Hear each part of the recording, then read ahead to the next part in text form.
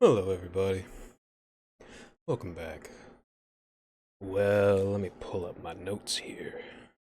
I'm transitioning from writing a bunch to speaking, and it's a little difficult. So, bear with me, and I'll try to make this segue a smooth transition. Alright, so, the first note that I got here is IQ isn't stable. Day to day, hour to hour, it changes. It changes depending on a variety of factors, and IQ is only applicable to a certain set of puzzles in a certain set of parameters in a certain set time.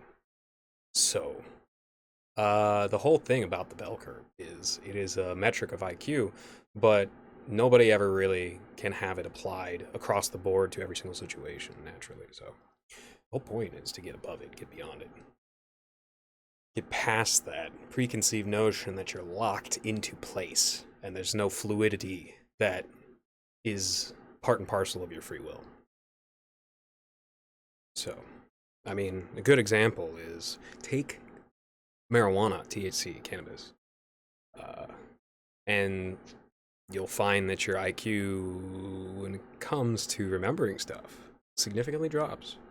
Now, that doesn't mean you're stupid, but it actually is good for people to calm their brains down if they overthink, specifically because it does lower your sharpness and makes you, it takes you off of that on point position that you're in when your IQ is very high, and it's very comfortable, uncomfortable. If it's very comfortable to settle into that green haze after you've been taxed so much with just the goings on of your brain. Another example that a lot of people know these days that people didn't know back in the day is the drug ecstasy, MDMA. Um, Most people, unfortunately, have had their MDMA mixed up with all sorts of crap, from meth to methadone to other random research chemicals. So a lot of people don't really know that um, pure MDMA, or MDA, which is its precursor chemical that comes from the sassafras root of the sassafras tree. So original root beer was sassafras, and that got people really high. But what it does is it pumps your empathy up to a maximum, and emotional intelligence is also an IQ. So take MDMA and you watch your emotional intelligence rise up to a certain point. And that point can almost make you want to weep as you realize how you treat people and how you act towards your inner child. That is very important for things like therapy.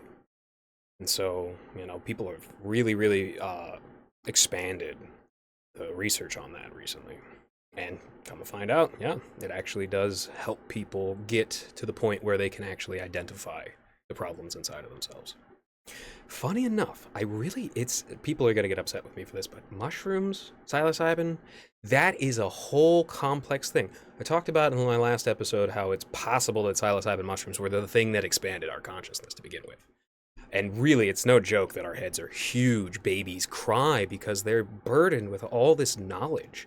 These poor, innocent, beautiful souls, like any other creature born into this world, yet they have all these things floating through their head, all these complex emotions that have been geared over a very long time. And that's, why babies wail so. I empathize with them.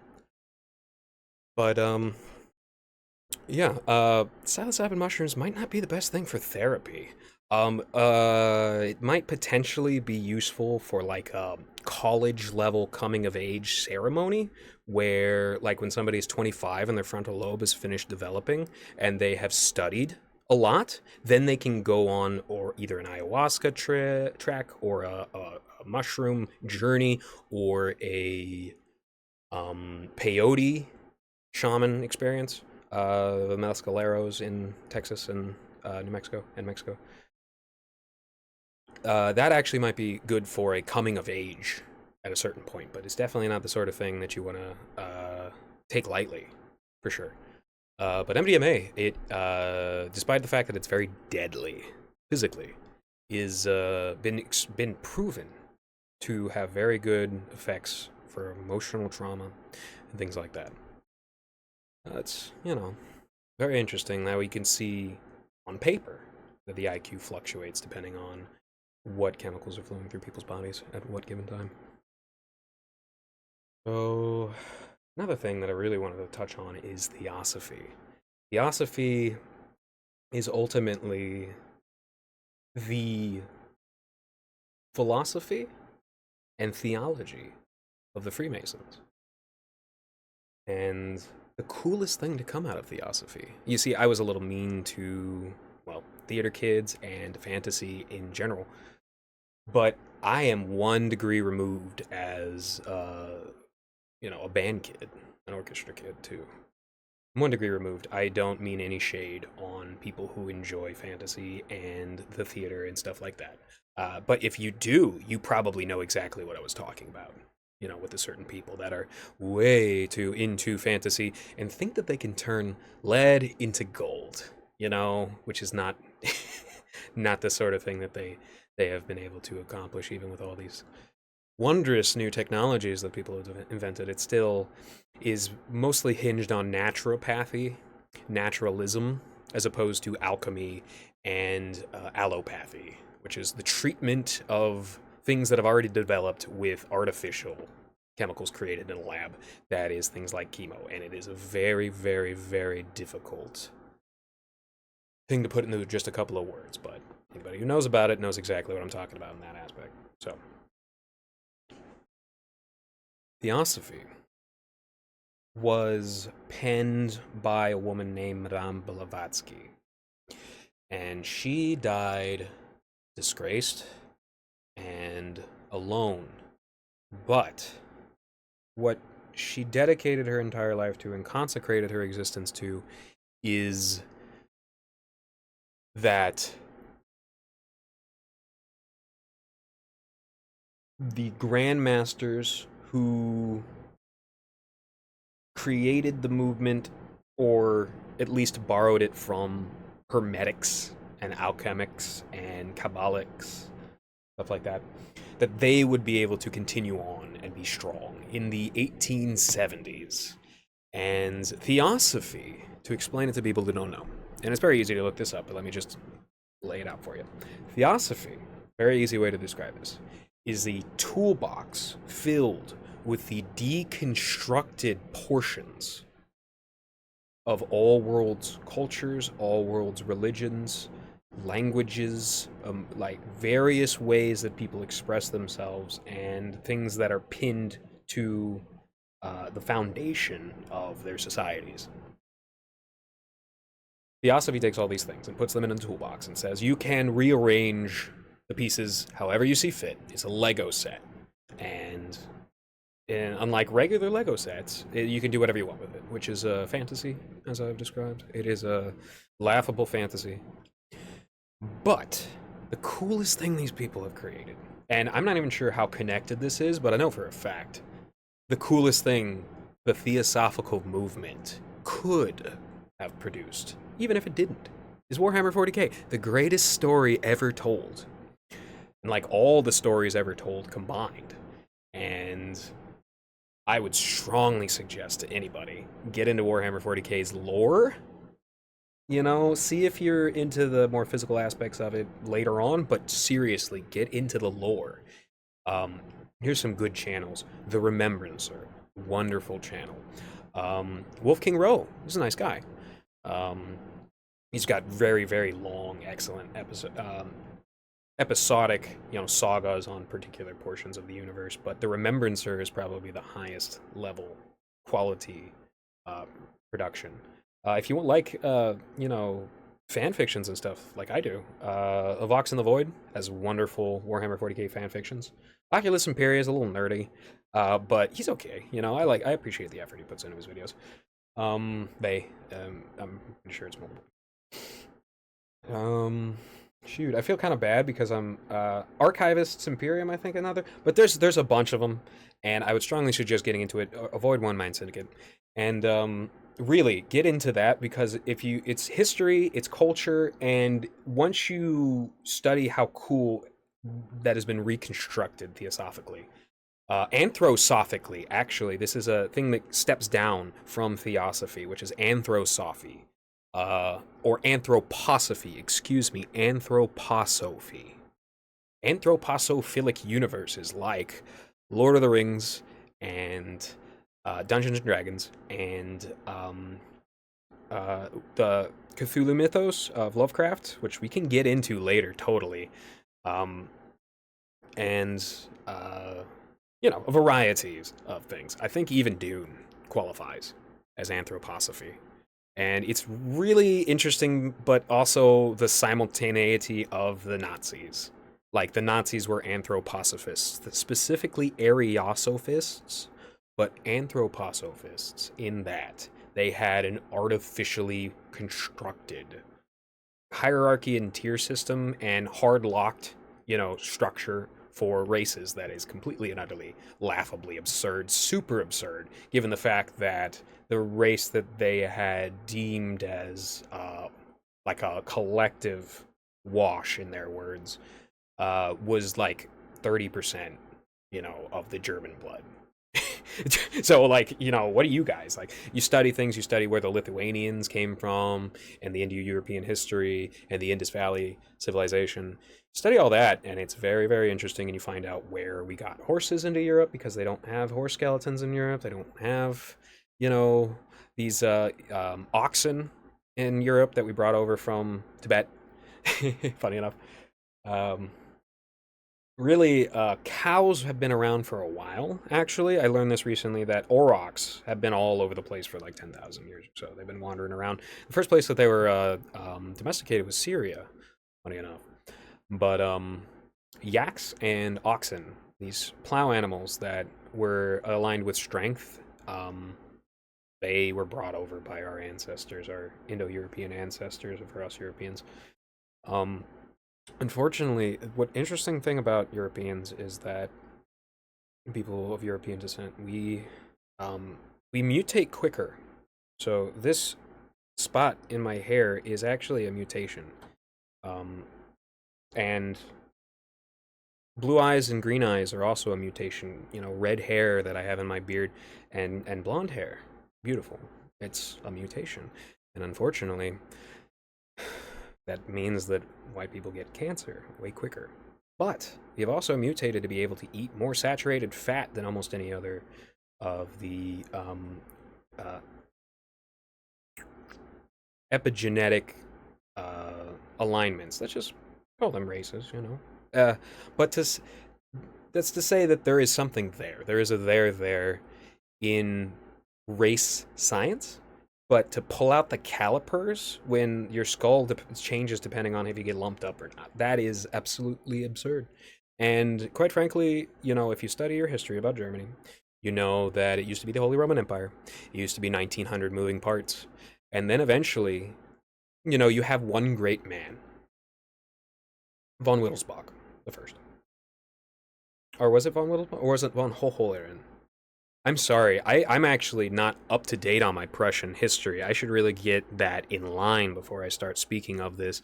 But there was a von Wittelsbach and a von Hohenlohe.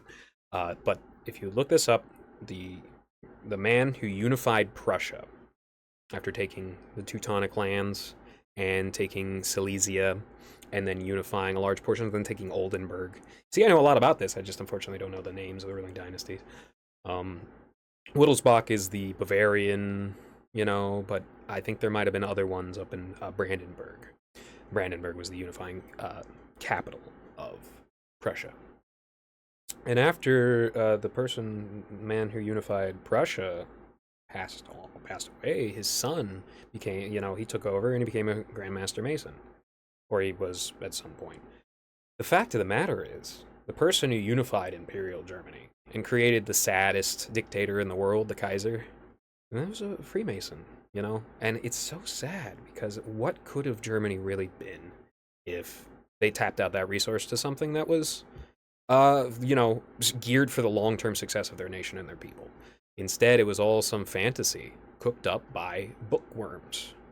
And so if you're a young bookworm and you got people trying to get you in, you're like a first degree Mason, second degree Mason or something, you haven't gone through the horrific humiliation rituals where they take your pride and your honor, they take your balls and they put them in a cup and they put them on a shelf and they label them and say, this is yours, and we'll take these out and crush them whenever you disobey. If you haven't gotten deep into that, pull out, pull out, pull out, pull out, pull up, pull up, pull up, pull up. Like really get out of that. You can get into Warhammer 40k lore, because that's the greatest story ever told. You don't need to hear any nonsense about Yaldabaoth, Archdemon, who has managed to do this, that, and the third. I don't care, really. I look at what's in... I went to DC, personally, and I saw the architecture there, and it's disgusting. Burned my eyes really badly, because it was all stark white, reflecting the sunlight. And it really wasn't all that impressive. I mean, it's impressive if you worship concrete and nothing else, but that's about it. Like, I look at a lot of other great architectures all around the world, and they look a lot better than what the Freemasons sold to Washington, a great man, in exchange for his help, his assistance. Because George III had banned slavery. George III had banned slavery and then was declared a tyrant. Oh, everybody knows he's a tyrant. He's not. He was a great man. His son was a great man. And the Freemasons, they did everything that they could, killed all the Native Americans as quickly as they could to reestablish their slave trading empire. And Haiti is their fault. All their fault. Think about it. It's the Freemasonic French that took over. Indochina, Vietnam, Laos, Cambodia.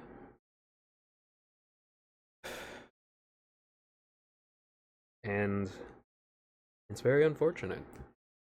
The Boers were noble people, but a German bookworm managed to make his way over to False Bay in South Africa, and he spread Freemasonic ideals, and it ended up becoming I trace this back a couple of generations. The Freemasons established a treasury and they established a cult in South Africa, and then a couple of generations later that would be the ruling class.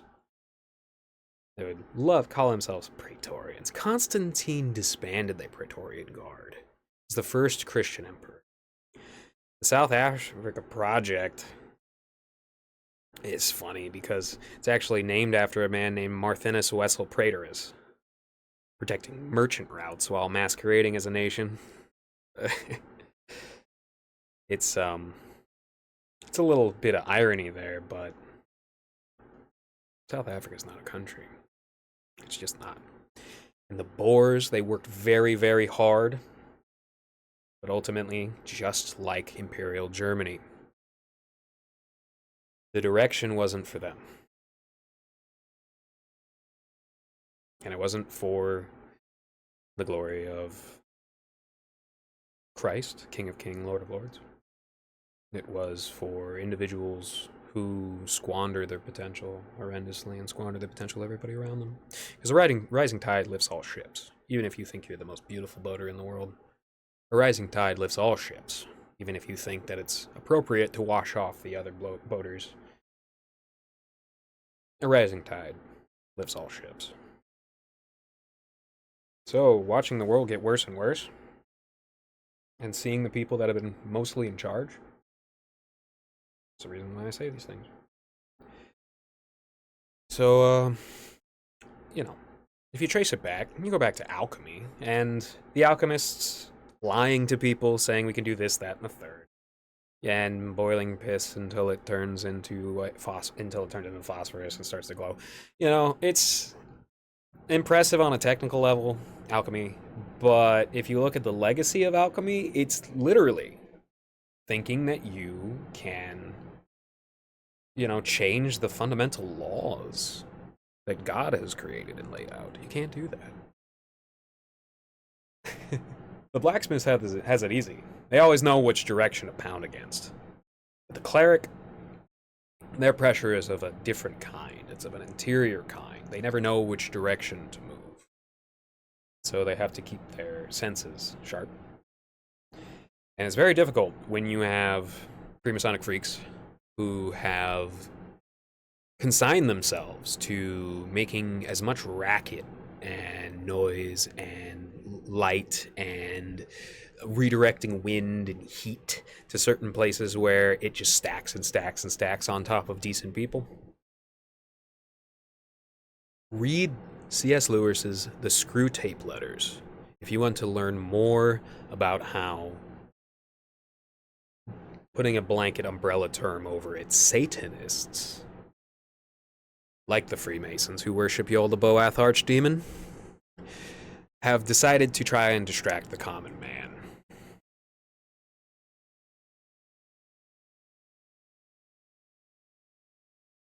World War I was a Masonic project that culminated with teenagers being raped on boats and in barracks and then dying in hails of Maxim gunfire. Those rapes are still commonplace in ships and barracks today.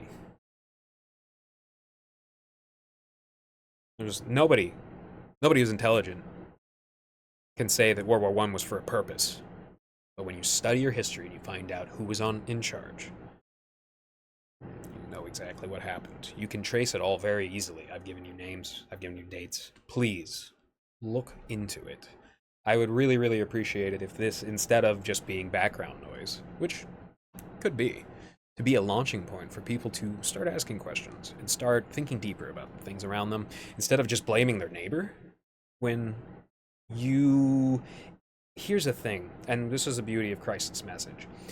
If you do not solve the fundamental problems creating the strife and the suffering and the sin in people's lives, if you destroy the person, you will just have it regrow like the heads of a hydra.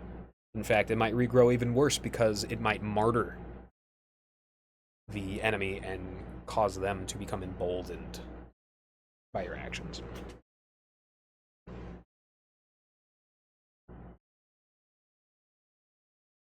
So, you have to be patient. Patient with yourself, patient with your neighbor, patient with your family, and patient with your enemy. Because you really want to have a good enemy. Trust me, you want to have good enemies. There's nothing worse than having bad enemies. There's nothing worse than being trapped with the lamest enemies that you have because you wanted to have it easy. Have a good rival. Rivalry is what pushes people to become great. Have struggle, have strife. Conflict creates confidence. Keep that in mind. You know, the group of Masonic freaks that were willing to cut their tongues out, drill into their own ears, and gouge their eyes out with brooches, couldn't beat one man named Trump. Couldn't beat one man named Abraham Lincoln. And though they tried to kill Trump, they did kill Lincoln.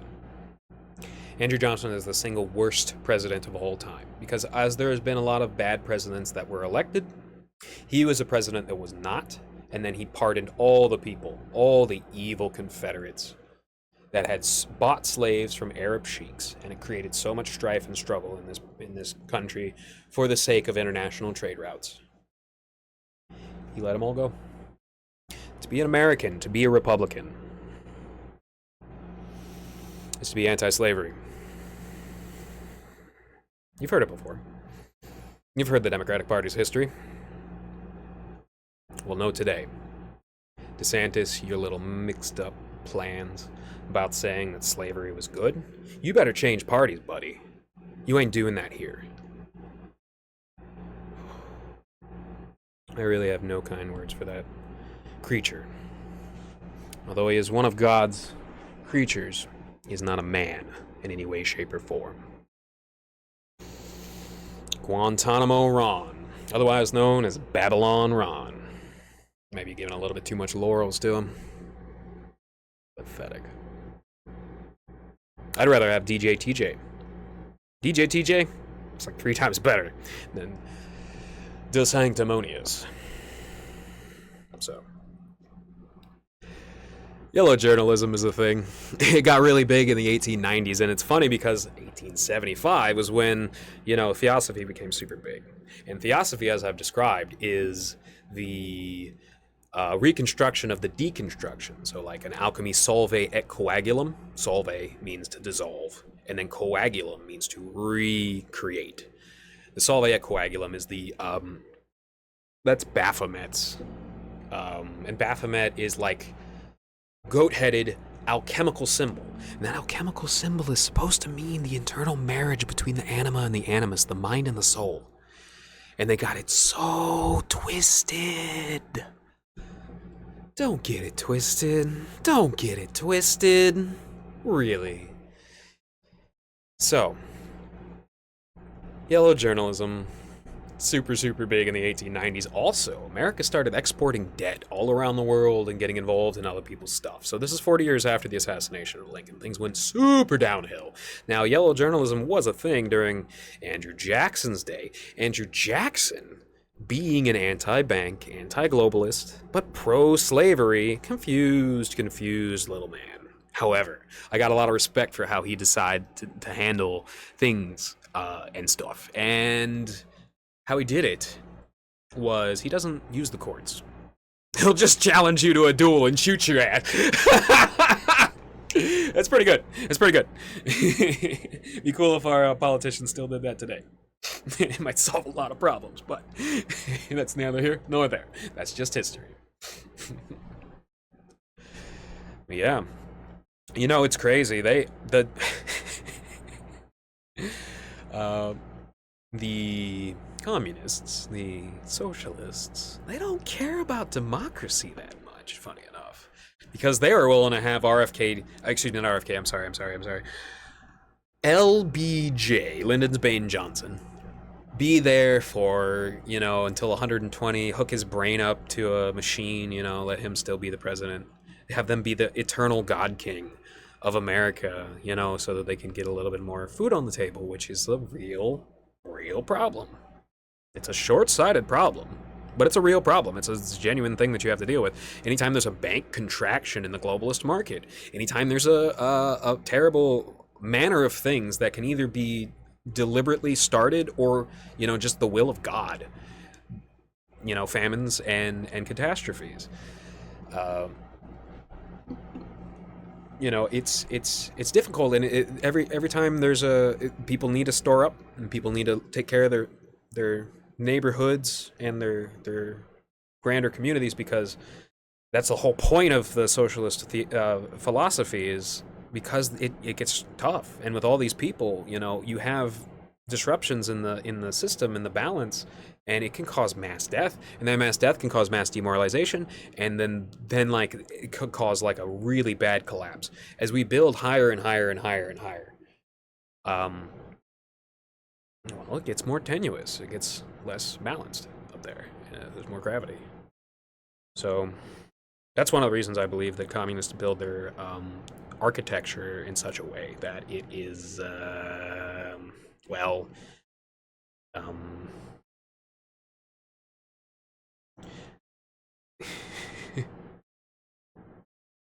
you know what? I'm just gonna leave that to other people. I don't want to talk about communist architecture. That's been talked about so much. I'll talk about other stuff here on Above the Bell Curve. So, speaking of RFK Jr., that feeling good people feel when they think of all the good RFK Jr. can do when he gets in there. Somebody's been hurt so badly by the system. People who have been hurt so badly by the system. That gives them hope. That's how politics should feel. Really, truly. And it's unfortunate that, politics has been a waste of time for so long. Don't waste a second on politics if you feel like it's not worth it. But take any of that energy that you feel like you want to use to help people. First, distribute it into your local community, and then your like immediate community outside of your local community, like your city or your county or your state. You can get involved in state stuff, and then climb up to bigger politics. But to waste time on the grand scheme of things, especially now when, King Trump has a mandate and also the popular approval. Sorry if that upsets some people, but that's just how it is. You're not gonna, change that. And frankly, I really hope he does good.